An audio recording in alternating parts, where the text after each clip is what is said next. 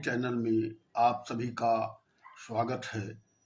आज हम FIR topic के बारे में बात करेंगे। रोज़मर्रा की ज़िंदगी में हम लोगों के क्रियाकलापों में कभी न कभी कुछ अप्रिय घटनाएं हो जाती हैं, जैसे कि हम लोग यात्रा में हैं और कोई सामान चोरी हो गया, तो उस सामान की प्राप्ति के लिए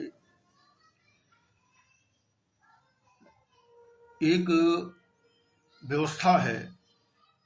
देश के करीब सभी शहरों में, कस्बों में पुलिस थानों की व्यवस्था की गई है। छोटे छोटे स्थानों में पुलिस सहायता केंद्र या पुलिस चौकी खोली गई हैं, जिसमें से कुछ रिपोर्टिंग पुलिस चौकी होती हैं, जहां पर किसी घटना की प्रथम सूचना रिपोर्ट दर्ज की जाती है। वैसे तो किसी पुस्तक में प्रथम सूचना रिपोर्ट या एफआईआर को परिभाषित नहीं किया गया है, परंतु नए कानून, भारतीय नागरिक सुरक्षा संहिता या BNSS 2023 या CRPC की धारा 154, जिसमें संज्ञेय अपराधों के दर्ज करने के बारे में बताया गया है, या BNSS की धारा 173 में, या Uttar Pradesh police regulation act के सेक्शन 55 में प्रथम सूचना रिपोर्ट के बारे में बताया गया है। तो जब कोई घटना घटित हो जाती है तो उसकी सूचना संबंधित थानों में विभिन्न विधियों से, विभिन्न मोड से दी जा सकती है। पहला तो संबंधित घटना की सूचना लिखित रूप में या मौखिक रूप में संबंधित थाने में जाकर के उसको थाने के अधिकारी द्वारा या थाने के अधिकारी, जिसे हम हेड मुहर्रिर या मुंशी जी कहते हैं, उसको देते हैं। इस लिखित प्रार्थना पत्र को सामान्य भाषा में तहरीर कहते हैं। इस तहरीर को वो पुलिस अधिकारी अपनी जनरल डायरी में या जीटी में दर्ज करता है और उसकी एक प्रति जीडी में रखता है, दूसरी प्रति को सूचना देने वाले व्यक्ति को हस्ताक्षरित करा के देता है और तीसरी प्रति को संबंधित क्षेत्राधिकारी या सीओ के माध्यम से संबंधित कोर्ट को भेज देता है। इसके अतिरिक्त दूसरा मोड जो प्रथम सूचना रिपोर्ट का देने का है, वो है डाक द्वारा। अपनी जो घटना घटी है उसकी सूचना लिखित रूप में संबंधित डाक के पते पर दी जा सकती है और ये भी प्रथम सूचना रिपोर्ट की तरह इसकी मान्यता होती है।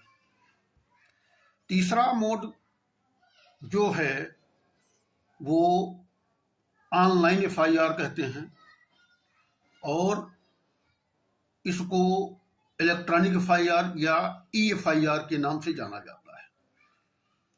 सामान्यतः ये EFIR, मान लिया हम किसी यात्रा में हैं और घटना किसी स्थान पर हुई और यात्रा के दौरान वहाँ नहीं रुक पाते हैं और कुछ डिस्टेंस पर 20, 25, 50 किलोमीटर पर जा करके हम रुकते हैं यात्रा के दौरान, जैसे कि ट्रेन में यात्रा कर रहे हैं, प्लेन में यात्रा कर रहे हैं, तो उस स्टेशन पर रुक करके, मान लिया रेलवे स्टेशन है, तो करीब करीब सब रेलवे स्टेशन पर एक जीआरपी थाना होता है। उस पर उस घटना की रिपोर्ट, सूचना देते हैं और चूंकि घटना दूसरे स्थान पर हुई है, संबंधित थाना दूसरा है, हम एफआईआर दूसरे थाने में लिखा रहे हैं, तो नए कानून के अनुसार पूरे देश में किसी घटना की एफआईआर हम किसी भी थाने में दर्ज करा सकते हैं। परंतु इस सूचना को या इस एफआईआर को हम जीरो एफआईआर कहते हैं, क्योंकि ये घटना संबंधित थाने में नहीं होती है और अपराध संख्या 0 लिख करके उसकी रिपोर्ट लिखी जाती है और इस रिपोर्ट को वो 0 एफआईआर लिखने वाला थाना की पुलिस संबंधित थाने को ट्रांसफर कर देती है। तब उस एफआईआर में अपराध संख्या संबंधित एफआईआर के अनुसार डाली जाती है और उसकी जांच वहां की पुलिस करती है। ऑनलाइन एफआईआर के बारे में जो बताया गया है, उसमें ऑनलाइन एफआईआर दर्ज कराने के बाद या ई एफआईआर दर्ज कराने के बाद 3 दिन के अंदर संबंधित थाने में जाकर के उसमें हस्ताक्षरित करना होता है। इस तरह है प्रथम सूचना रिपोर्ट दर्ज कराई जाती है। मान लिया आप महिला एप्लीकेंट हैं, तो बीएनएसएस 2023 की धारा 173 के अनुसार महिला के प्रति मान लिया कोई अपराध हुआ है, तो उसकी एफआईआर किसी महिला पुलिस अधिकारी द्वारा या महिला अधिकारी द्वारा लिखी जाएगी और उसकी एक प्रति महिला एप्लीकेंट को दी जाएगी। उसमें कुछ महिलाओं के प्रति जो संज्ञेय अपराध हैं, उसकी पुष्टि के लिए मजिस्ट्रेट के यहाँ जाकर के मजिस्ट्रेट के समक्ष बयान देने होते हैं, वो आगे की प्रक्रिया में है। अब प्रश्न उठता है कि हम संबंधित घटना की लिखित एफआईआर तहरीर लेकर के जाते हैं, क्योंकि तहरीर एफआईआर के साथ कोर्ट में जाती है और ये बहुत ही विश्वसनीय डॉक्यूमेंट हो जाता है घटना के बारे में। तो प्रार्थना पत्र में या तहरीर में कुछ बातों का होना आवश्यक है। अपने लिखित प्रार्थना पत्र में या तहरीर में घटना के समय के बारे में, जो व्यक्ति आरोपी है यदि उसके बारे में मालूम है तो उसके बारे में,